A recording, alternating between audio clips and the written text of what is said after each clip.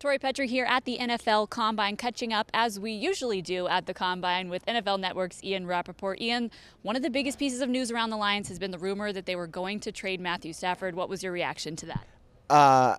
I laughed. Here's what I know about the Lions. First of all, if you want to win, and I think they're a team, despite the record last year, that should be in the mix to really win this year. You got to have a quarterback. Stafford was playing as well as maybe he ever has in his career. I mean, Darrell Bevel was a great hire. Sean Ryan, the quarterback's coach, was a great hire. Stafford was playing great before his injury. I mean, there's also the dead money thing, but you can figure out things salary cap-wise. The main thing was they like him, they have a franchise quarterback, and why would they trade him? Now, might they look at, he's in his 30s, might they look at a possible replacement somewhere? Sure, possible. But why would you trade Matthew Stafford, I think, is probably a question the Lions probably got asked, and I think the answer was like, yeah, we wouldn't. Of course. Well, Darius Slay has been vocal on Twitter this offseason about how he wants to get paid coming up here pretty soon. How do you see that situation playing out? Well, it sounds like the Lions have had some conversations with his agent, Drew Rosenhaus, about that. I know that they've also, gauged the market for a potential trade. I don't sense anything is imminent, but, he's one of the best players at his position. It is a very hard position to find.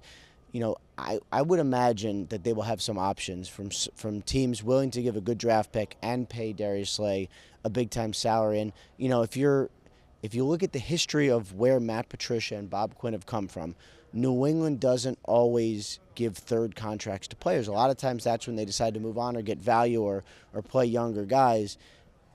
I wouldn't be surprised if history repeated itself here, but then again, they could come together and say, we just want to make it happen with you. Let's give you an extension. There's still a couple things that could happen. Well, we're talking draft prospects at the Combine. Free agency is coming up, one of the busiest times of the year for you. What are some needs that you see the Lions could address when it comes to free agency or the first couple rounds of the draft? Yeah, I think what for the Lions, some of that will obviously depend on, what happens to Darius Slay. I mean, if he gets traded, they're in a very good spot in the draft. They're at number 3, and they have a chance, if they want to take Jeffrey Okudah, I would say there'd be a chance. The value would make sense there.